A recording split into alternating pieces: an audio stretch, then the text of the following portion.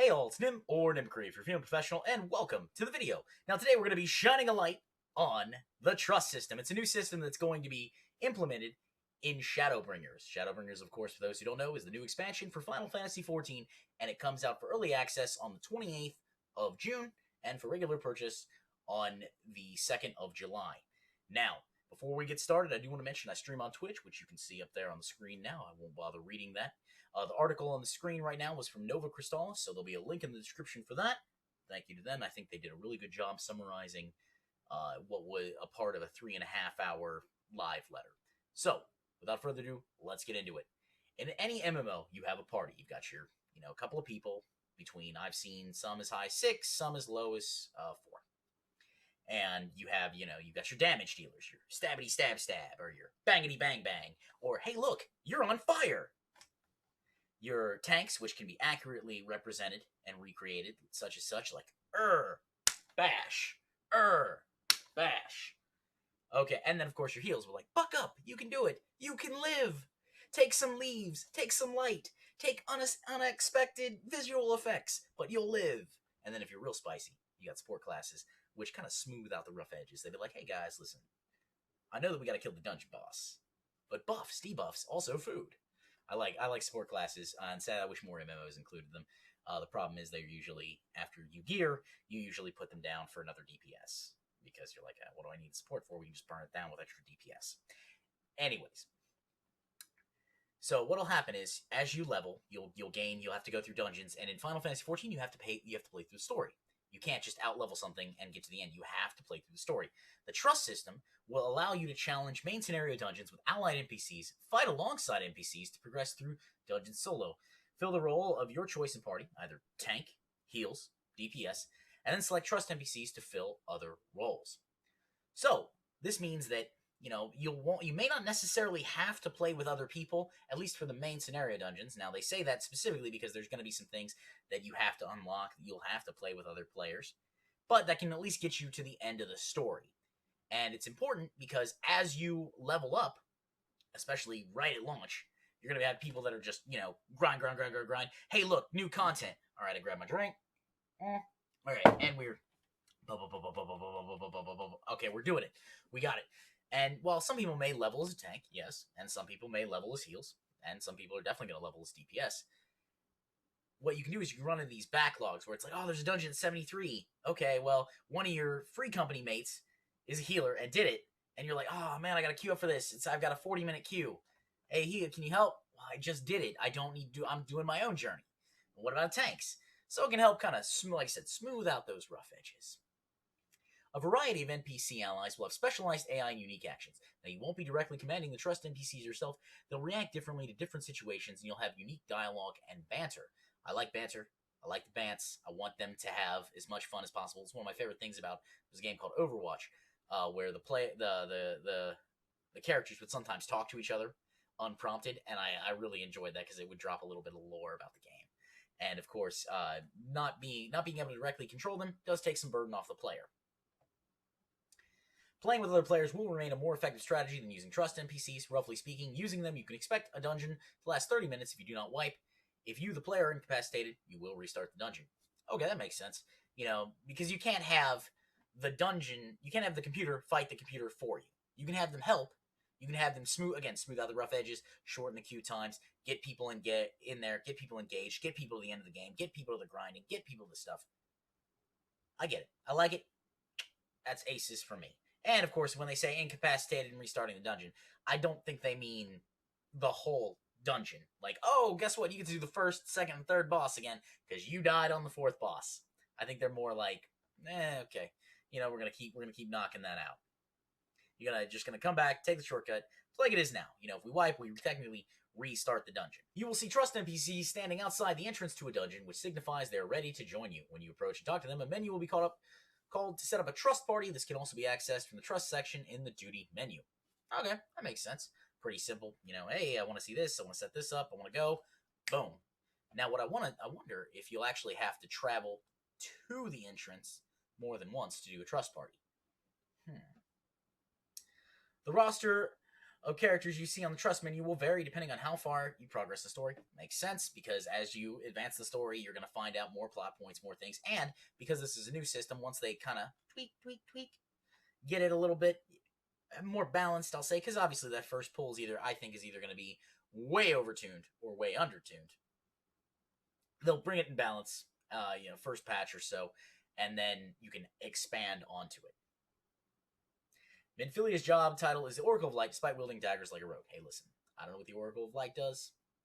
I know that if I take a dagger and I put it through you, I can see light through the other side. So, yeah, what do I know? When the party is organized, you'll queue for the duty. Pretty simple, pretty standard. In Trust Dungeons, gear will drop at 1/4 the normal rates due to lack of rolling on gear. All right, so this is to prevent exploitation and encourage people to play with each other. Now, obviously, because they're like, okay, we understand that you may need to get through the story to finish this, but if you're going to keep doing this, we want you to play with other players. And more importantly, we want you to teach other players, too. So let's say orange circle bad, and the orange circles, there's going to be 3 waves of them, and let's hypothetically, they start at the boss, and then they go out, and they go out another time. And you can kind of learn. So, well, if you know that if you stay in the mid-range, the second layer, as soon as the inner layer detonates, you can run in and boom. You don't even have to worry about the mechanic. Mechanic's handled. By doing that, you'll be able to teach other people. And I think that's one of the things that they want to do. And they cover something with that with mentors a little later. We're not going to go too much into that, but I think it's the idea, because of you want, it's an MMO. And despite them giving you the tools to technically play solo, they do want you to play with other people, because that's how you stay engaged. You make friends. When you approach a pack of mobs, your tank will jump out and attempt to gain enmity. Makes sense? Tank. Do tank things. Boom. Get in there. When enemies use AoE tells, your trust NPC party will attempt to avoid them. Also good. Now, if we could just get that to the wider community, that'd be perfect. For example, enemies may cast multiple AoEs where trust NPCs may not be able to attack for a while. There's been compensation for this by having the AI use more powerful attacks after downtime. Okay, so now that's an interesting thing. So let's say you as the tank pull a bunch of mobs, right? So you're the tank, you pull a bunch of mobs, and they all have these little, conal AoE attacks, boom, boom, like a breath, a tail swipe, a gaze. And I'm wondering if you could pull enough to where they keep you alive and they do more damage, in a burst-like fashion. I don't think that's going to be one that's going to be helpful, but it's an idea. The first boss of the dungeon that they show here was named Ankthon, Lord of the Lingering Gauge. The tank AI will attempt to turn enemies away from the party. The AI will stack on stack indicators.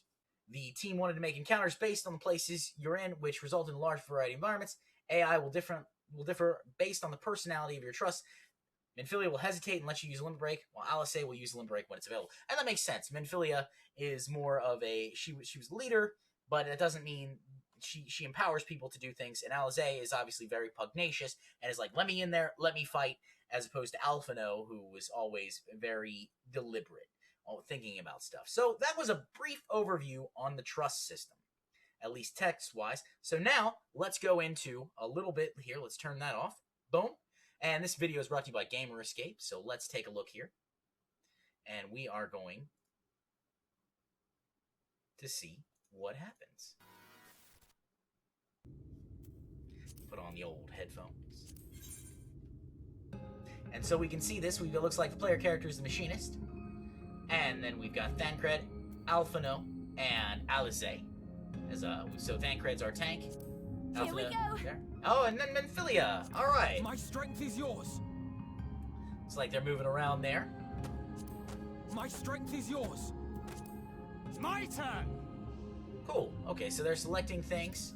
They're all about 73, and the machinist is at 80, which will be interesting. The duty's ready. It was an insta queue, and now they're brought in. Of course, as always, we have these lovely, lovely cinematics. It would be cool. It is going to be cool to be able to play with Thancred. And of course, this is development footage. Subject's final adjustment change. Thank you to Gamer Escape for getting this stuff captured. Don Meg.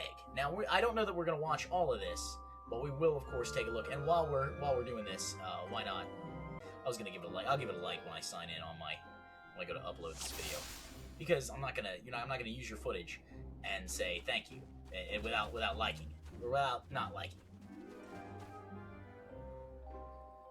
Okay, so as again, you see the characters. They're following the player character. Now, I would like it if the tank would lead first, because obviously the tank is supposed to lead. The tank is the leader. They are, of course, talking. We've got a few things there. Now, let's see how the combat works real quick, and then I think we'll stop. I don't want to play this whole video by any means. All right, so we see. Looks like there's the machinist. We're doing. Oh man, that's really cool. Machinist gameplay. I'm liking it. Looks like we got our meters. I haven't played a machinist. I usually play as a monk. That's that, and of course it seems Fancred, as our Gunbreaker, is really holding all those things well. I like that. I don't know if they did a threat buff, but he definitely went out and pulled as much threat as possible. I'd like to see how, if it's possible to pull off stuff. Now obviously this is, development footage, so we can't go back and say, hey, let's do this. Alright, let's give it, so that, looks like we've got a boss. So let's take a look at the boss and see what we've got here. Okay, so we saw, he charged in, went to go get him. Got the boss music, he faced him, which is important. I've seen player tanks not face things. Alright, let's see how this fight goes. Okay, they're getting out, got out of the indicator, the AoE indicator, which is important. Alright, so far the AI is performing as one would expect. And keep in mind, this is just a duty finder level thing. It's not savage, it's not expert, it's not. Hey, it's just a normal dungeon, and normal dungeons are supposed to be gotten through. I'm curious. The health bars look pretty good. They don't show. The HP bar looks pretty good. They don't show MP, so that might be something that they don't show MP or TP. So that might be kind of a passive thing where it's like they can just keep casting and keep casting and keep casting and just only be limited by stuff. They're all stacking, which is important. All right, so it seems like that's good. So we're gonna actually pause this here, and we're gonna get rid of that. Let's get over to our next thing. So here we are. We talked about the trust system. Now we saw a bunch of different things happen. We saw Fancred pull stuff. We saw our heals heal. We didn't see any limit breaks. We saw them move out of the telegraphed areas, which are absolutely important. So what I want to mention right now is I think the system is going to be a good system. I think the system is going to be wonderful. And I think it's going to have problems on its first release. Just anything that makes the MMO life and the quality of life smoother, I am for. The problem is that we're going to run into things either being way overtuned or way undertuned. Because the AI, I know people, I've played with them today, that do not stack. I have been that person from time to time that didn't stack or that got by the thing. So that's that. At any rate, guys, tell me what you think in the comments below. Do you think the trust system will be fine? Do you think it'll be okay? Do you think maybe this is completely the wrong way to go and people should be forced to, in my day, we queued and waited for our time? Do you think this is what we should do? I'd be curious to let you know. Now, of course, like I said, I stream on Twitch. I want to thank Gamer Escape and Nova Crystallis. Their links, of course, will be in the below. Sub to both of them. And keep gaming and enjoy life. Bye.